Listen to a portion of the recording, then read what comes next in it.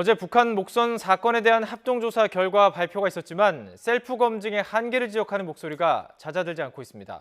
발표 당일 갑자기 발표 주체가 국방부에서 총리실로 바뀐 것도 논란거리가 되고 있습니다. 취재기자와 함께 자세한 이야기 나눠보겠습니다. 강정규 기자. 네, 국방부입니다. 자, 일단 국방부 합동조사 결과 경계작전에 문제가 있었다. 이 부분을 인정했고요. 또 지휘관들을 문책하기로 했죠. 네, 그렇습니다. 국방부 합동 조사 결과 북한의 작은 목선 한 척에 해군과 육군, 해경, 3중 경계망이 뚫렸다는 것이 확인됐습니다. 해안 감시 레이더와 지능형 영상 감시 장비로 북한 목선을 포착하고도 그냥 놓쳐버리는 안일한 모습도 보였습니다. 뒤늦게 주민 신고가 접수된 뒤 상황 전파 체계도 엉망이었습니다. 그런데도 당초 군 당국은 경계 작전에 문제가 없었다고 밝혔었죠. 결국 군의 수장인 정경두 국방부 장관이 기존 입장을 뒤집어서 거듭 경계 실패를 인정했습니다. 북한 목선 사건만으로 두 번째 대국민 사과를 했는데요. 어제 발표 내용 직접 들어보시죠. 합동조사단의 조사 결과 우리 군의 경계작전에 문제가 있었음을 확인하였습니다. 경계작전 실패는 어떠한 경우에도 용납될 수 없는 중대한 과오입니다. 네, 이에 따라 지휘관 문책도 이루어집니다. 엄중한 시기에 음주 회식으로 무리를 빚은 육군 8군 단장은 보직 해임, 삼척 지역을 지키는 육군 23사단장과 해군 1함대 사령관은 징계위원회에 넘기기로 했습니다. 그러나 합참 의장을 비롯한 군 수뇌부는 단순 경고에 그쳤습니다. 사실 이 경계 실패도 큰 문제지만 더 큰 문제는 처음 했던 그 거짓 해명 의혹 때문 아니겠습니까? 이에 대해서 스스로 면죄부를 준 셈이어서 뒷말이 끊이지 않고 있습니다.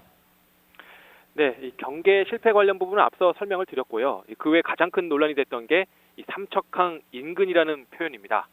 이 표현만 보면 배가 삼척항 주변 바다 어디엔가 떠 있다가 발견된 것으로 착각할 수 있는데요. 그런데 실제로는 삼척항 방파제에 배를 대고 선원들이 제방 위에 올라서 30분 넘게 단속을 기다리기까지 했습니다. 이런 사실이 뒤늦게 알려지면서 군 당국이 잘못을 감추기 위해 거짓 해명을 했다는 비난이 높아진 건데요. 특히 삼척항 인근이라는 표현을 쓰도록 지시한 주체가 누구냐, 이 부분에 대한 의혹도 끊임없이 제기되고 있습니다. 어제 조사 결과를 보면 유관기관 협의 하에 최초 작성한 언론 보도 문안에 삼척항 인근이라는 표현을 사용했다, 이렇게 설명을 하고 있고요. 그러면서 대북 군사 보안상 통상적으로 쓰는 표현이었다고 해명을 했습니다. 정부는 어제 발표에서 국민 눈높이를 고려하지 않고 부적절한 표현을 사용했다고 지적하면서도 의도적으로 사안을 은폐하거나 축소하려고 한 건 아니라고 결론 내렸습니다. 이에 대해 셀프 면죄부를 준 셈이다, 이런 비판이 나오고 있고요. 또 삼척항 인근이라는 표현을 정한 것도 유관기관이라고만 모호하게 표현을 해서 이것을 두고도 계속 의혹이 제기되고 있습니다. 자, 그래서일까요? 어제 아침 갑자기 총리실이 나서서 발표를 하게 된 배경도 석연치가 않다, 이런 목소리가 나오고 있죠. 네, 발표 하루 전날까지만 해도 국방부에서 합동조사단의 조사 결과를 발표하는 것으로 알려져 있었습니다. 그렇죠. 그런데 당일 아침 갑자기 정부 합동조사로 격상이 됐고요.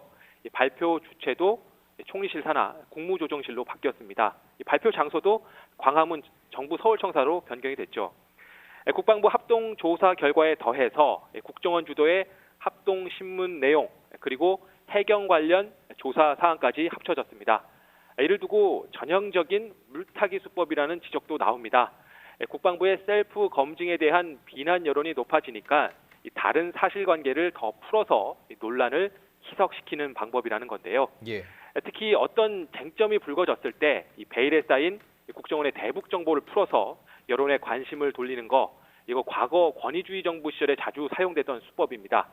이번엔 북한 선원들에 대한 국정원 주도의 합동신문 조사 내용을 밝히는 방법이 사용됐는데요. 특히 탈북자들의 인권 문제 때문에 이 합동신문 결과는 직접 공개하지 않는 것이 보통입니다. 물론 이번 사안에 대한 국민적 관심이나 의혹 해소를 위한 측면이 있다는 점을 인정하더라도 정부의 이번 조치 굉장히 이례적이라는 지적이 나옵니다. 네, 이례적이었다. 자, 어쨌든 국정원 중심의 합동신문 내용이 언론에 직접 공개된 게 이번이 처음 아니겠습니까? 좀 새로 밝혀진 내용도 마지막으로 좀 짚어보죠. 네, 그동안 북한 목선과 선언들에 대해 제기된 몇 가지 의혹에 대해서 합심 결과를 바탕으로 조목조목 해명을 한 건데요.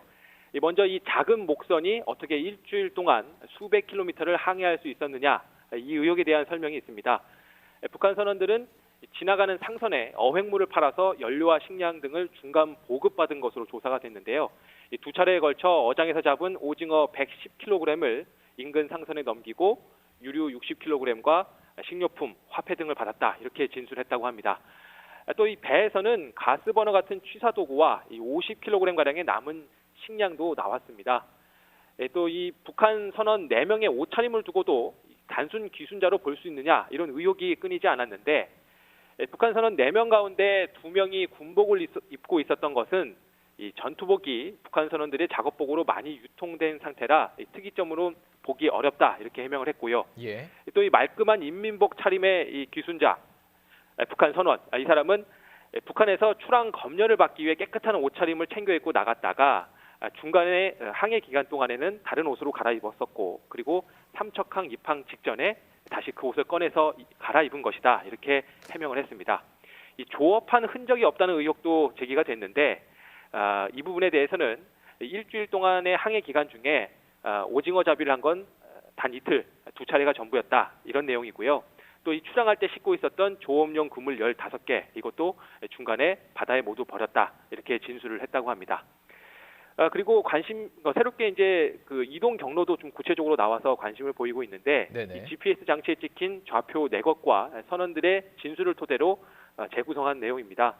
북한 목선은 지난달 9일 밤 함경북도 경성군 집산포구에서 출항을 했고, 약 일주일 동안 무려 700km를 항해한 것으로 나타났습니다.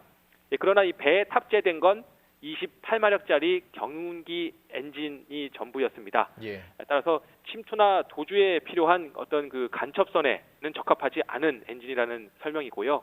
또 이 배 안에서 이 무기나 통신 장비 같은 도구도 발견되지 않았기 때문에 대공 용의점은 없다고 결론을 내렸습니다. 예. 지금까지 국방부에서 전해드렸습니다. 예.